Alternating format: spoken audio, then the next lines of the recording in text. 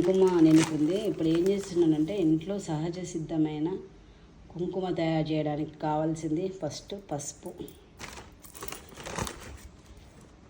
ఒక 2 చెంచాలు తీసుకుంటున్నా. దాంట్లో ఈ పసుపులో కొంచెం సున్నం వేసిన, ఇది బయట మార్కెట్లో దొరుకుతుంది. కొంచెం లెమన్ రసము, కొంచెం నెయ్యి,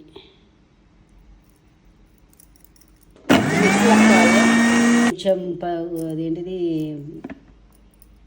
సున్నం వేస్తే పర్ఫెక్ట్ ఇంకా రాలే, ఇంకా కొంచెం మళ్ళీ నిమ్మకాయ పిండుతున్నా. పడ్డది.